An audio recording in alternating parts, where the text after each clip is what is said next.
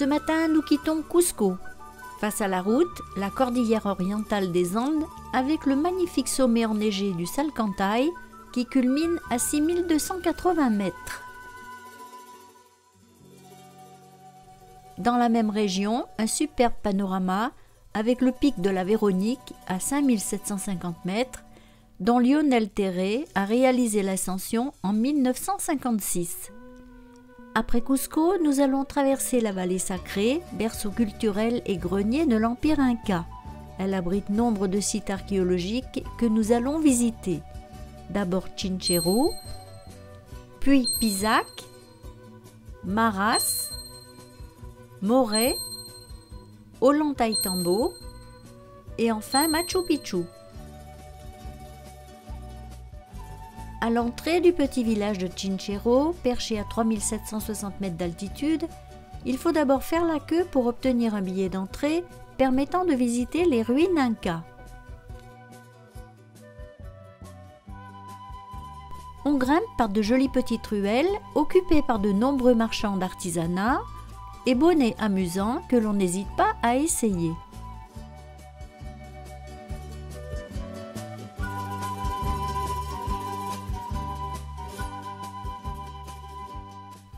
Sur la place principale se tient un marché typique très coloré où l'on trouve de beaux textiles tissés qui font la réputation du village.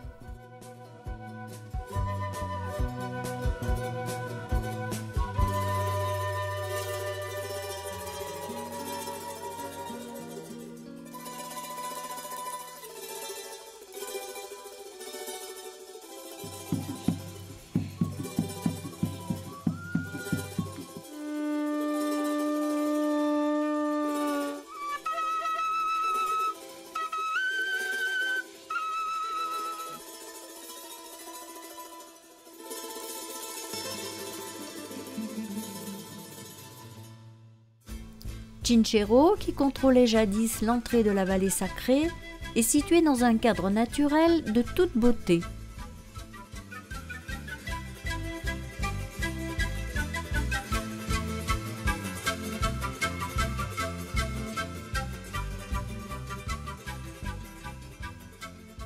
L'église Notre-Dame de Montserrat a été construite en 1607 sur les ruines d'un temple inca. On peut apprécier ces grands murs de l'époque inca, construits en blocs massifs dont l'ajustement est parfait.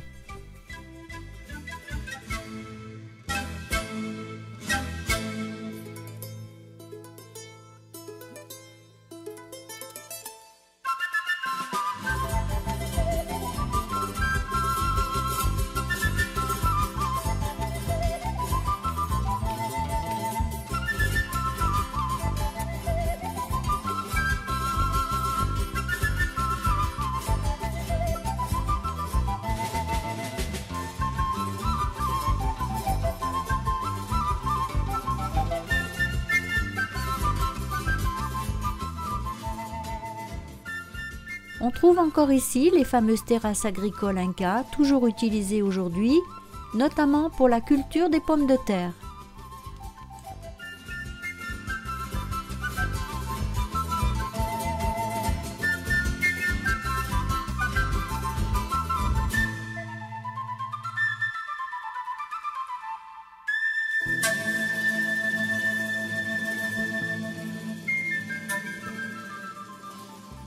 En quittant Chinchero, on peut encore faire quelques achats ou une photo de ce lama décoré de pompons multicolores.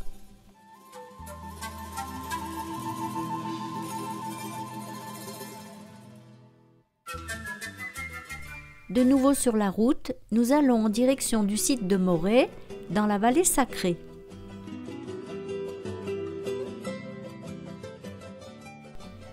Nous découvrons un surprenant amphithéâtre aux terrasses disposées en cercle concentrique. En fait, il s'agissait d'un laboratoire de recherche agricole Inca où étaient pratiqués des essais de culture et sélection de plants afin d'obtenir les meilleures récoltes.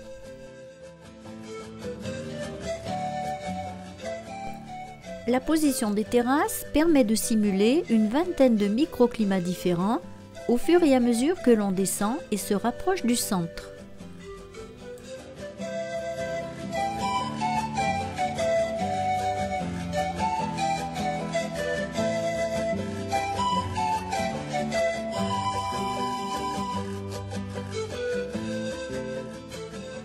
Les terrasses suivent les courbes naturelles du paysage. Des murs de soutènement contiennent terre fertile et un système d'irrigation complexe. Chaque niveau, qui mesure environ 2 mètres de hauteur, est accessible par un système d'escalier dont les marches sont directement incrustées dans les murs. Entre la première et la dernière terrasse, on pense qu'il y a un écart de température d'environ 10 degrés. Il est vraisemblable que Morée a servi à prévoir les rendements agricoles, non seulement dans la vallée sacrée, mais aussi dans d'autres zones écologiques de l'Empire Inca.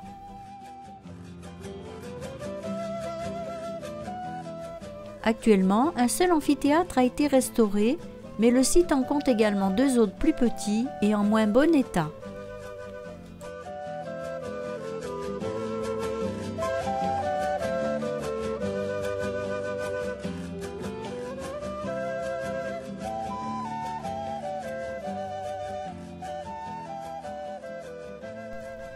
Après cette visite très intéressante, nous sommes attendus dans la communauté de Miss Minet, qui nous accueille et nous escorte en musique pendant la traversée du village.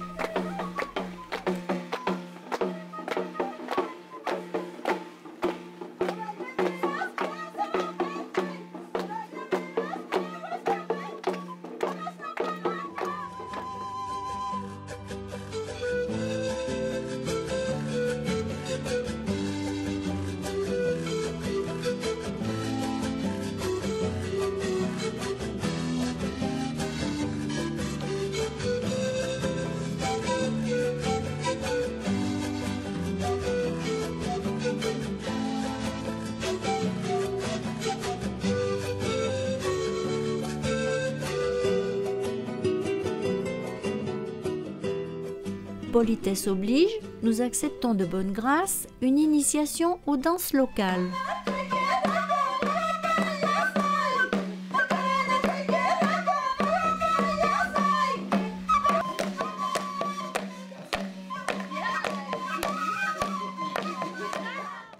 Puis ce sont les hommes de la maisonnée qui prennent les commandes de la préparation du repas, la pachamanca, plat traditionnel péruvien. Tous les ingrédients sont réunis à proximité d'une voûte de pierre préalablement chauffée par le feu. On enfourne en premier les pommes de terre directement sur les braises, puis la voûte de pierre est démolie. On commence alors à placer les autres ingrédients sur les pierres chaudes. Sans oublier l'incontournable cuy, il s'agit du cochon d'Inde dont raffolent les Péruviens. On ajoute farine de maïs, fèves, tout cela intercalé par des pierres chaudes.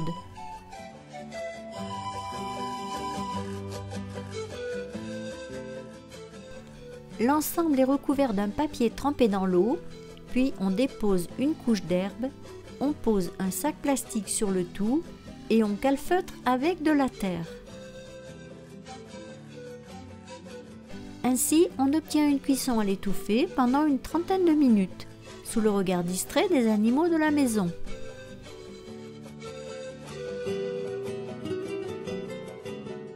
Pendant le temps de la cuisson, les femmes nous expliquent les différentes étapes du traitement de la laine. Après avoir été lavée, la laine est ensuite filée.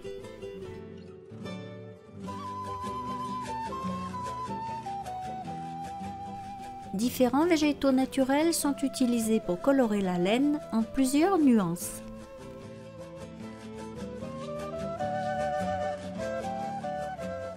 On utilise également de la poudre de cochenille séchée pour la couleur rouge.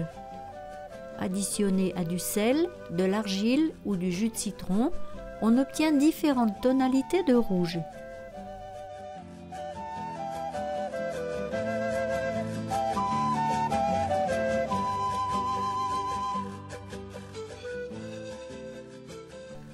Une fois les couleurs préparées, on procède à la cuisson de la laine par étapes selon la couleur désirée.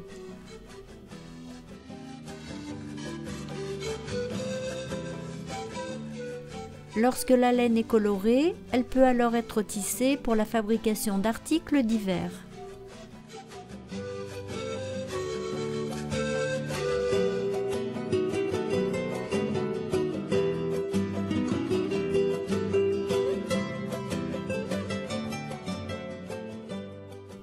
La pachamanca est cuite à présent, il ne nous reste plus qu'à déguster ce plat traditionnel.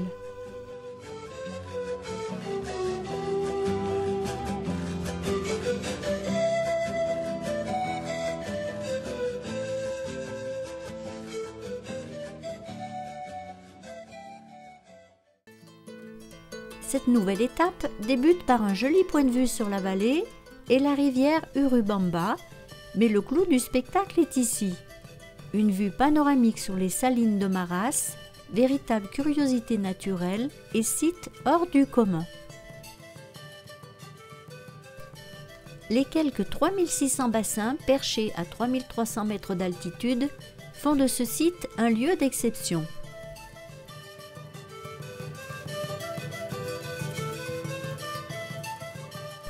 Une longue balade à pied en suivant les sentiers qui longent les salines nous permet de profiter de différents points de vue. Les bassins ont différentes teintes. Jaune, il n'y a pas encore assez de sel. Blanc, ils sont prêts à être récoltés. Marron, le sel a été récolté. Les bassins de Maras sont utilisés depuis l'époque pré-inca pour extraire le sel par évaporation à partir d'une source d'eau naturelle sortie du flanc de la montagne sous forme d'un ruisseau très salé. En utilisant le dénivelé de la montagne, un ingénieux réseau de canaux étroits a été aménagé pour alimenter chaque bassin en eau salée.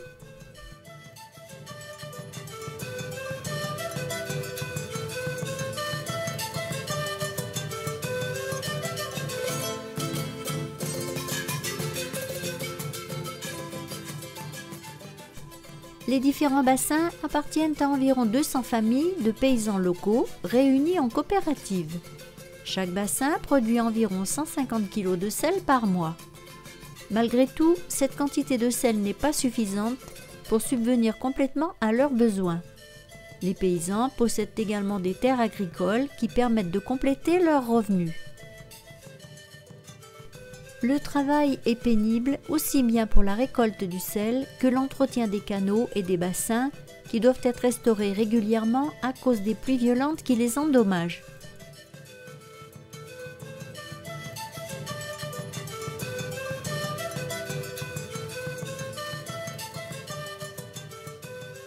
Au fil de cette balade, nous descendons dans la vallée. Les parois de la montagne sont occupées par de nombreuses broméliacées et cactus aux fleurs étonnantes.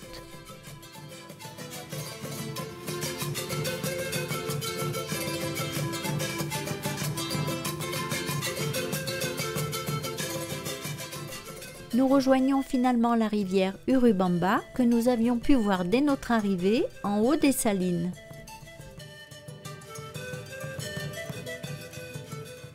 Ce matin, nous quittons notre joli hôtel, parfaitement situé sur la place principale de Pisac.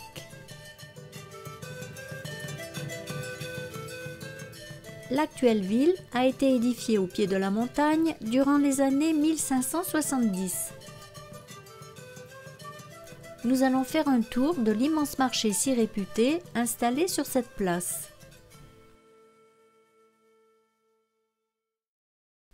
Un peu plus tard, en cours de route, au-dessus de Pisac, déjà des terrasses agricoles occupent le terrain escarpé.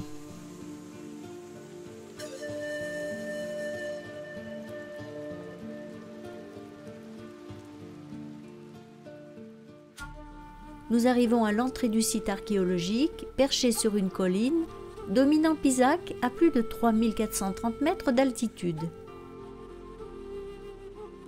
Ce site historique est l'un des plus importants de la vallée sacrée des Incas.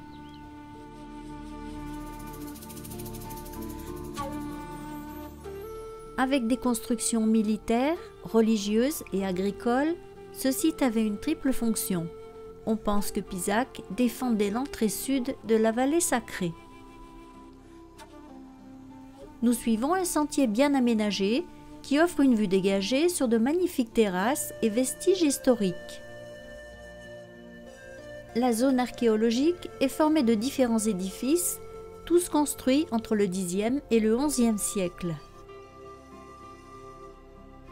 Nous allons monter jusqu'au sommet de la colline pour admirer de plus près les nombreuses constructions.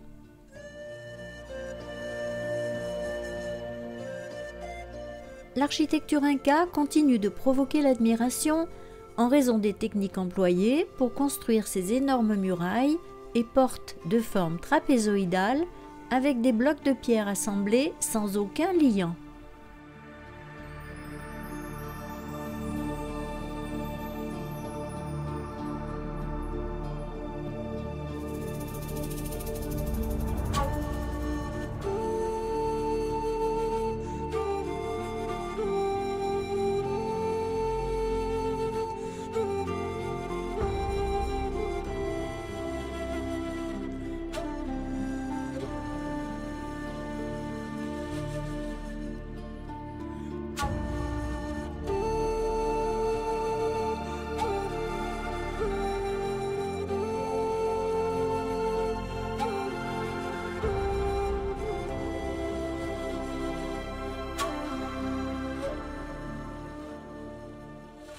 Pour la conduite de l'eau, les Incas avaient réalisé divers ouvrages d'ingénierie, dont des canaux qui parcouraient les terrasses ainsi que des fontaines.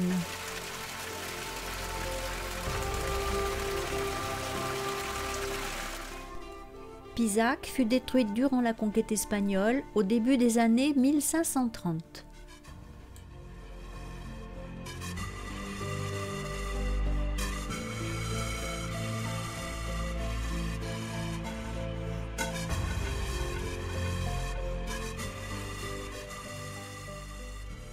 Nous continuons dans la vallée sacrée jusqu'au village d'Ollantaytambo. La place principale s'ouvre sur plusieurs petites ruelles, entièrement pavées et encadrées de murs en pierre, où circulent encore de petits canaux.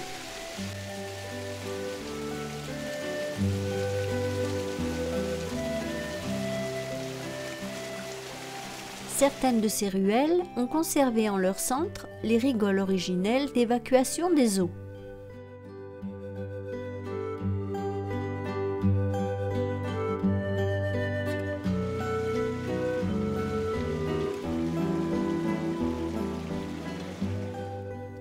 Une promenade à travers les ruelles étroites nous permet de voir les maisons construites sur des bases incas avec de gros blocs parfaitement joints. Le reste est constitué d'adobe et de pierres sèches. Ce village est le seul du Pérou ayant conservé le plan de construction urbaine inca.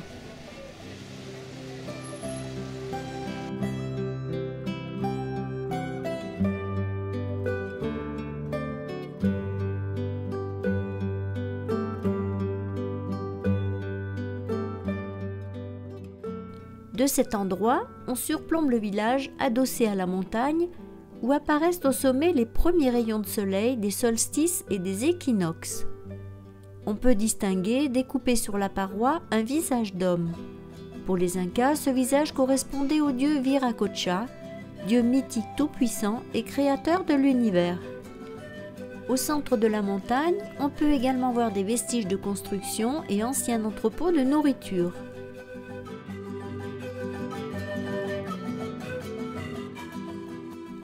De l'autre côté se trouve la forteresse d'Ollantaytambo, située à 2800 mètres au fond de la vallée sacrée. On peut accéder au sommet par un escalier très raide. Ce site est un haut lieu de résistance et fut le siège de combats acharnés entre Incas et conquistadors espagnols. L'empereur inca Manco Cápac s'y était réfugié pour tenter de fédérer la résistance inca après la chute de Cusco. La forteresse est composée d'un ensemble de murailles travaillées avec une admirable perfection, ainsi que de nombreuses terrasses qui servaient à la défense de la cité. Encore en construction lors de l'attaque des Espagnols, elle ne fut jamais terminée. Au sommet se trouve un chef-d'œuvre architectural, les vestiges du Temple du Soleil. 6 blocs en porphyre rouge assemblés entre eux avec une grande précision par des blocs plus minces. Sur la montagne en face se trouve la carrière d'où les Incas ont tiré leurs matériaux, à une hauteur prodigieuse et à 6 km de la forteresse. En suivant un sentier au-dessus des terrasses, on s'approche des anciens greniers à nourriture encore bien conservés. Notre guide nous a expliqué que même si les Incas possédaient de l'or, la vraie richesse à leurs yeux était la nourriture qu'ils stockaient soigneusement dans des abris.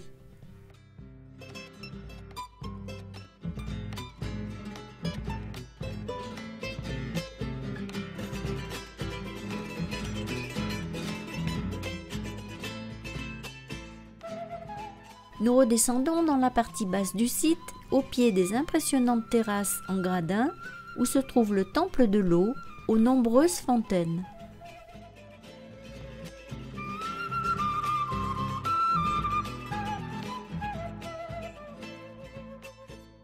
En fin d'après-midi, nous nous rendons à la gare d'Ollantaytambo pour prendre le train qui nous conduira au Machu Picchu. En attendant l'heure du départ, j'en profite pour photographier de belles fleurs dans un jardin derrière la gare.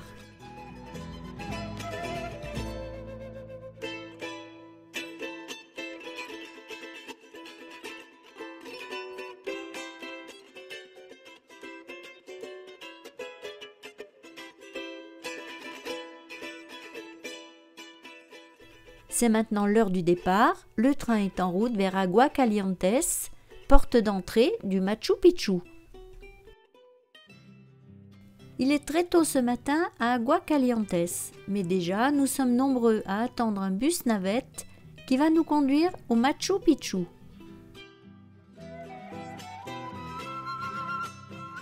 À l'arrivée, tout le monde débarque et au bout de ce chemin, notre première vision de ce lieu mythique. On a tous en tête l'image du Machu Picchu, mais le voir en vrai de ses yeux est un pur moment de magie.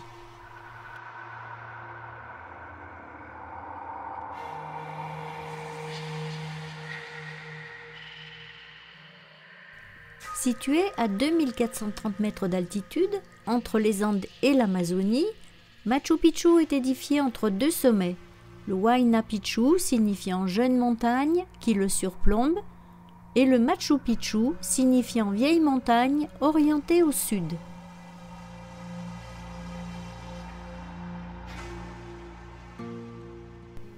Décrit comme un chef-d'œuvre absolu de l'architecture et un témoignage unique de la civilisation inca, il est inscrit en 1983 au patrimoine mondial par l'UNESCO.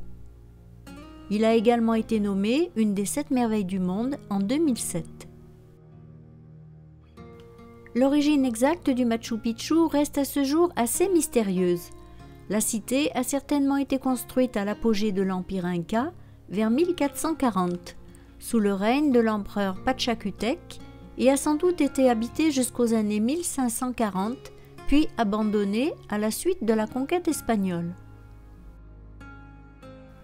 Le conquistador Pizarro ne trouva jamais ce site car les constructions étaient invisibles depuis la vallée. Le site a sombré alors dans l'oubli, recouvert par la végétation.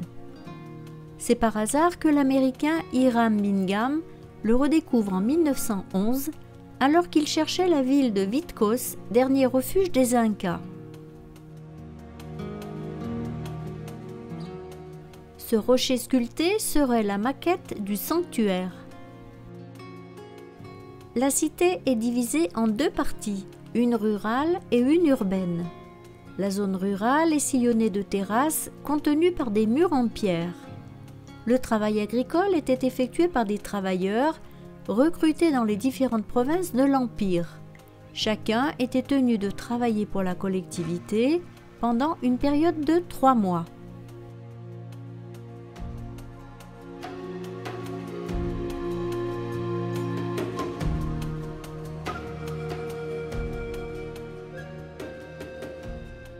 Des lamas ont été introduits pour le plus grand plaisir des visiteurs, mais ils souffrent de difficultés d'adaptation dans cette zone géographique.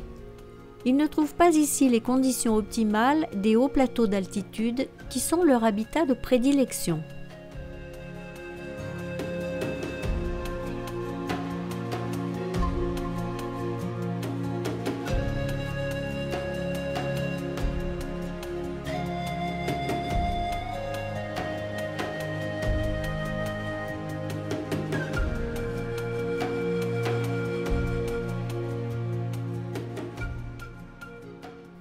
La zone urbaine est constituée de quelques 200 constructions où l'on trouve des habitations, des édifices religieux, une zone réservée à l'Inca et sa famille.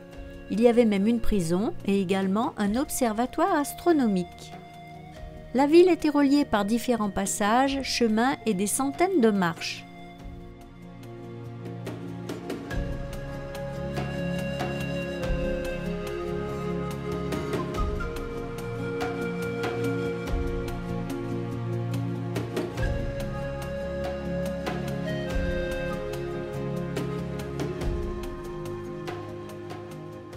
On suppose qu'une population variable entre 300 à 1000 personnes, comprenant nobles, fonctionnaires, serviteurs et cultivateurs, y ont été logées. On ignore encore comment les Incas, qui ne connaissaient ni la roue ni les animaux de trait, ont pu transporter et tailler avec autant de perfection ces énormes blocs de pierre, même si le granit utilisé provenait du site lui-même.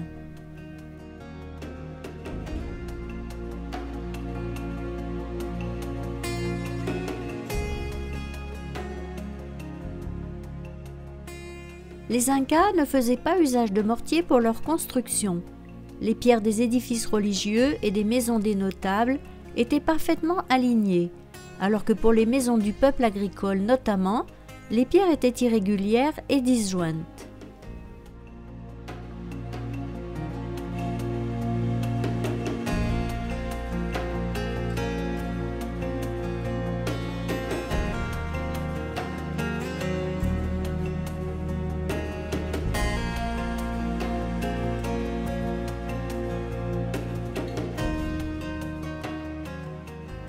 Les toitures étaient couvertes de chaume, comme on peut le voir sur ce bâtiment.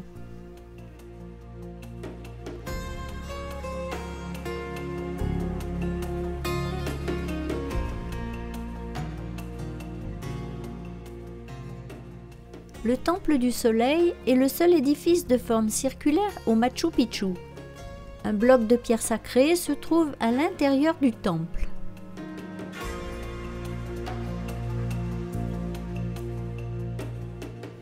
Construits sur une roche naturelle, les murs sont érigés en suivant précisément les contours du rocher. Ils possèdent 2 fenêtres par lesquelles s'infiltrent les rayons du soleil au moment des solstices d'été et d'hiver.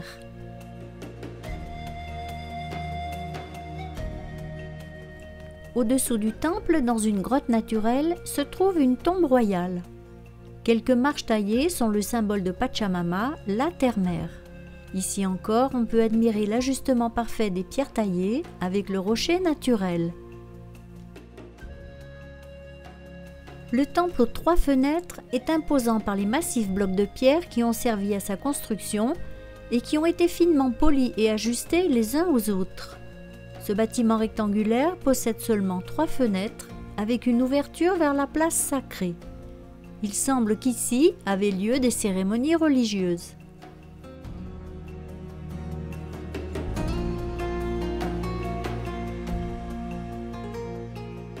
On peut voir le résultat d'un tremblement de terre qui a déstabilisé la terrasse soutenant les murs du temple principal.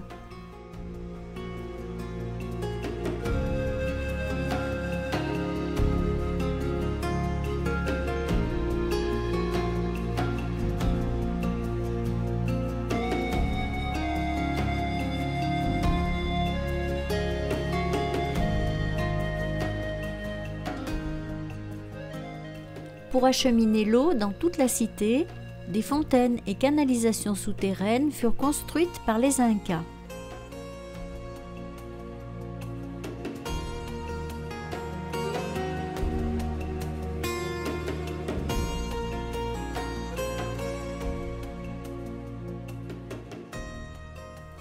L'Intihuatana, ou pierre du soleil, est une pierre sacrée servant de cadran solaire permettant d'indiquer les dates des solstices et équinoxes. Avec ces pierres creusées et pleines d'eau, on pouvait observer le soleil, le ciel et les constellations.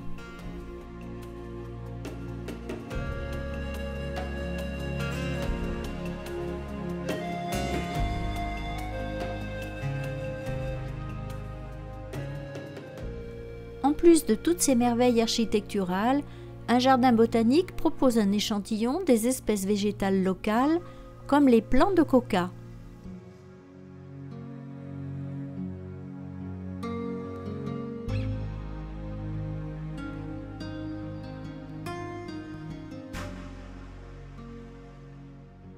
Aujourd'hui, Machu Picchu surprend et fascine toujours le visiteur par sa préservation dans son superbe écrin montagneux.